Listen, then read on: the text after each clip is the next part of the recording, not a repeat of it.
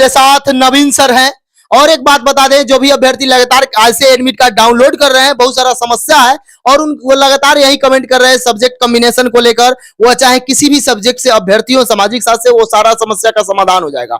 और एक बात अभ्यर्थी मन में ये सोच रहे हैं कि क्या हम यहाँ पे जो सिलेक्ट करेंगे सब्जेक्ट, वहां चल के चेंज कर सकते हैं। जो भी आपके मन में क्वारी है, बीपीएससी सारा कुछ अलग अलग क्लियर कर दिया है, बस आपको समझने का फेर है। तो थोड़ा सा उस पर एक एक पॉइंट को नवीन सर से चर्चा करेंगे, जो आप यदि समझ जाएंगे तो किसी भी प्रकार का कोई परेशानी नहीं होगी। एक दो प्रश्न और आप लोग कमेंट कर रहे थे कि सर मेरा फोटो नहीं आ रहा है, किसी और का फोटो, सब कुछ पर चर्चा करेंगे। यानी कि शिक्षक अभ्यर्थी, वो चाहे 1 to 5 वाले हो, 6 to 8 वाले हो, 9 10th वाले हो या 11 12th वाले हो, जरूर देखें। और एक कैलेंडर की जो बात की गई है, प्रत्येक साल A to Z, यानी कि आप एग्जाम देने वाले हैं तो भी इस वीडियो को देखें, भविष्य में आप एग्जाम देने की तैयारी करेंगे तो भी वीडियो। सर आपका स्वागत है एग्जाम। जी बहुत बहुत धन्यवाद सर। अभ्यर्थी परेशान है, एडमिट कार्ड डाउनलोड कर रहे हैं, एग्जाम समय बहुत कम है, एडमिट कार्ड जब डाउनलोड करने जा रहे हैं तो विभिन्न प्रकार की समस्या उनको लग रहा है, जबकि आयोग सर ये क्लियर कर दिया है, बस समझने का फेर है। सर क्या क्या परेशानी है, इस पर चर्चा। सबसे पहला सब्जेक्ट कॉम्बिनेशन को लेकर।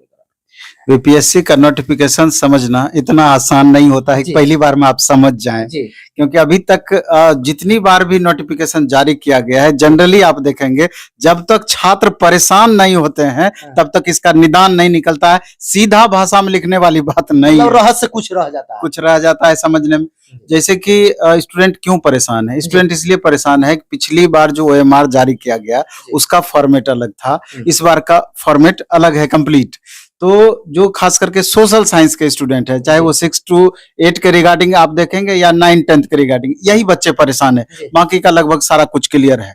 तो एक एक चीज हम चाहते हैं कि चूंकि स्टूडेंट का लगातार फोन आता है, हमको भी समझ में आता है कि कहाँ पर स्टूडेंट ज्यादा परेशान दिख रहे हैं। तो सबसे पहले 9 10th से बात उठाया जाए। 9 10th में कोई भी कॉम्बिनेशन को लेकर के इशू नहीं है, सीधा सा है कि हिस्ट्री, पॉलिटी, इकोनॉमी, ज्योग्राफी, ये 4 पेपर में से 2 पेपर का कॉम्बिनेशन बनाना है। 2 पेपर का, जिसमें एक इतिहास या भूगोल जरूर होना चाहिए। और कहीं पर भी ये बाध्यता नहीं है कि आपका जो ऑनर्स पेपर है, आपका ऑनर्स पेपर के अलावा 2 सब्सिडी है, इसी में से कॉम्बिनेशन बनाना है, ऐसा कहीं पर बाध्यता नहीं है। इस बात को स्टूडेंट अच्छे से समझें, इसको लेकर कंफ्यूजन में ना रहें। आप नोटिफिकेशन देखेंगे, इसमें कहीं पर भी ऐसा चर्चा नहीं किया हुआ है।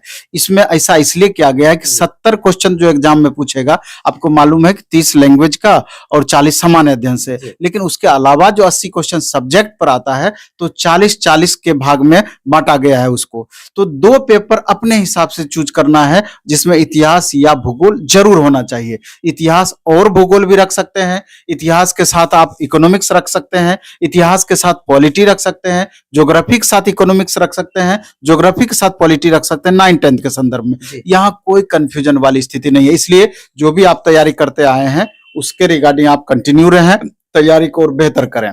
मतलब एक सब्जेक्ट उसमें से चुन के बाकी कोई आप सब्जेक्ट रख सकते हैं। एक सब्जेक्ट नहीं, इतिहास या भूगोल में से एक जरूर रखना है, उसके अलावा दूसरे के साथ कॉम्बिनेशन बनाना है। यही बातें हैं। बाकी तो फोटो वगैरह का जो क्राइटेरिया है तो वो स्टूडेंट समझ रहे हैं, उसके हिसाब से फॉलो करेंगे। अब आते हैं 6 to 8 पर। 6 to 8 में क्या है कि पहले आपको हम क्लियर कर देना चाहते हैं, एक चीज हम पढ़ देते हैं तो और बातों में स्पष्टता आ जाएगी।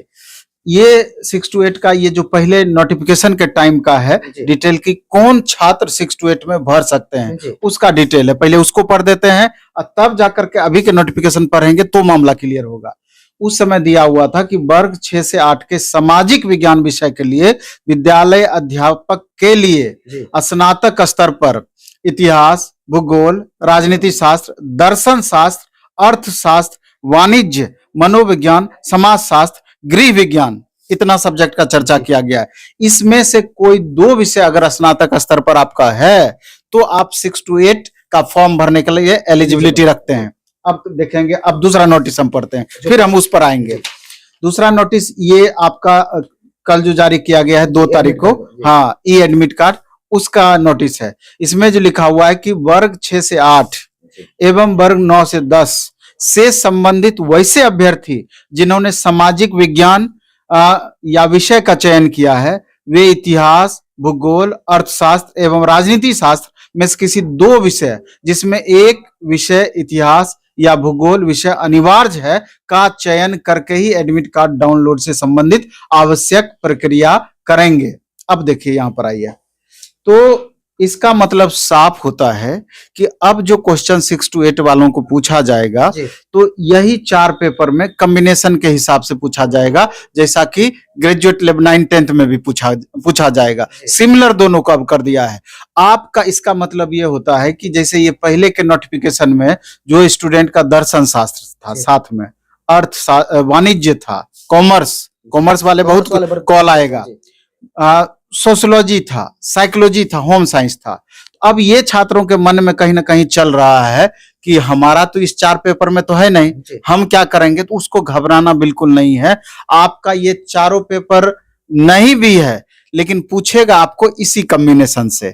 इसका मतलब ये होता है कि आपको भी हिस्ट्री, पॉलिटी, इकोनॉमी, ज्योग्राफी इसी में से 2 का कॉम्बिनेशन बनाना है एग्जाम के लिए, जिसमें से एक इतिहास या एक भूगोल जरूर होना चाहिए। 9-10 की तरह आपको भी आप इतिहास और भूगोल का भी कॉम्बिनेशन बना सकते हैं, दोनों मिला करके।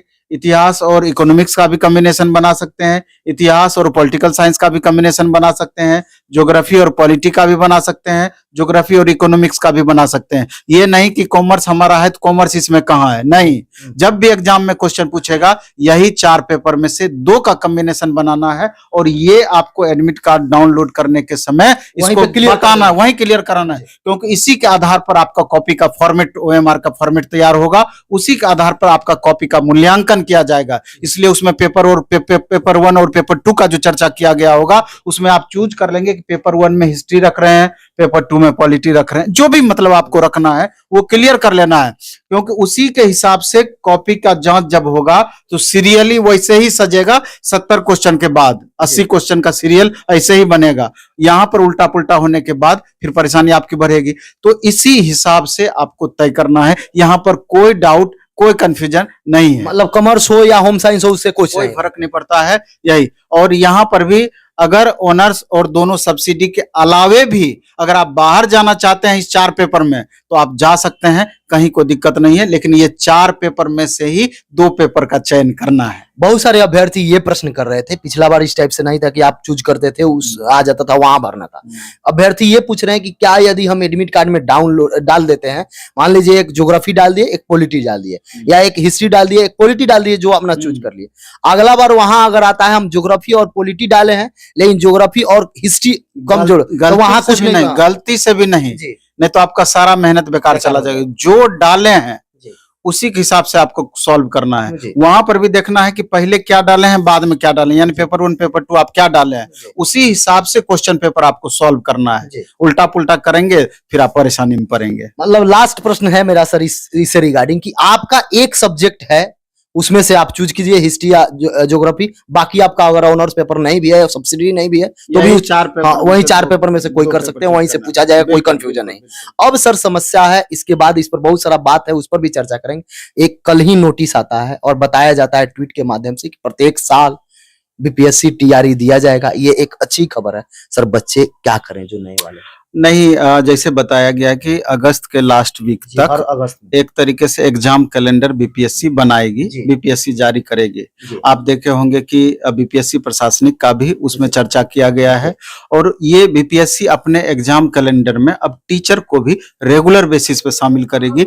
ये टीचिंग फील्ड के छात्र, तैयारी करने वाले छात्रों के लिए एक बड़ी खबर है, उसके लिए कि एक टारगेट अब मिलेगा कि प्रत्येक साल अगस्त में हमको एग्जाम देने का मौका मिलेगा, तो उस हिसाब से वो तैयारी को फिक्स कर पाएंगे। ये अपने आप में बड़ी बात है, बशर्ते सरकार जो कह रही है उसको पूरा करे। आप 5,000 ही वैकेंसी दीजिए, 10,000 दीजिए, 20,000 दीजिए, लेकिन रेगुलरिटी मेंटेन तो होना ही चाहिए, जिससे कि छात्रों को भी एक लक्ष्य निर्धारित हो और तैयारी करने के लिए एक पहले से पता चले कि नहीं हमको तैयारी करना। ऐसे में क्या होता है कि 4 साल पे आप 5 साल पे वैकेंसी देते हैं, सो जाते हैं बीच में, पता नहीं चलता है कि अब आगे वैकेंसी आएगा भी कि नहीं आएगा, सारा स्ट्रगल उनका बेकार होते रहता है। तो एक लक्ष्य उनके लिए भी निर्धारित होगा। सर 1-2 प्रश्न और है अभ्यर्थी का, जिस तरीका से आप कई एक बार गंगा घाट पर टेस्ट लेते हैं, क्या इस संडे लास्ट टेस्ट होगा?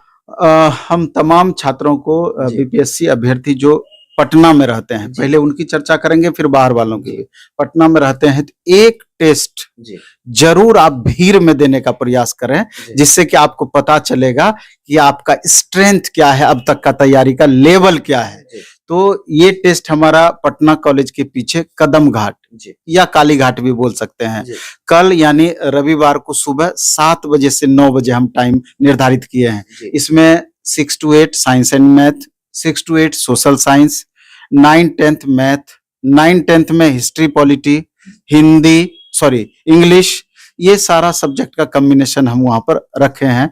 आप बेहिचक सारे छात्र वहां आकर के टेस्ट दे सकते हैं। जी और अ, हमारा एक टेलीग्राम चैनल है, platform by Naveen Kumar Singh. Test के बाद उसका रिजल्ट हम उसी पे पब्लिश करते हैं और डिस्कशन भी हम सेम डे में कराते हैं नवीन कुमार सिंह यूट्यूब चैनल पर, और इसका सॉल्यूशन भी हम दे देते हैं टेलीग्राम चैनल पर। जी तो और पटना के बाहर के जो छात्र हैं, जो कि यहाँ नहीं आ पाते हैं, बिहार के जो बाहर के छात्र हैं, तो उनके लिए है कि अगर आप भी उस टेस्ट का लाभ उठाना चाहते हैं, तो टेस्ट जैसे ही समाप्त होगा आधे घंटे के बाद platform by Naveen Kumar Singh Telegram channel पे वो सारे क्वेश्चंस का पीडीएफ हम उपलब्ध करा देंगे। जी वहां से छात्र डाउनलोड करके जी और प्रिंट आउट निकाल करके ईमानदारी पूर्वक टेस्ट दे दें, और कितना मार्क्स आया जब हम रिजल्ट जारी करेंगे उसमें अपना मेरिट जाकर के मिलाएं कि आपका रैंक वास्तविक रूप से कहाँ आ पाया। जी तो मेरे ख्याल से ये छात्रों के लिए बेहद महत्वपूर्ण है। और चूंकि एग्जाम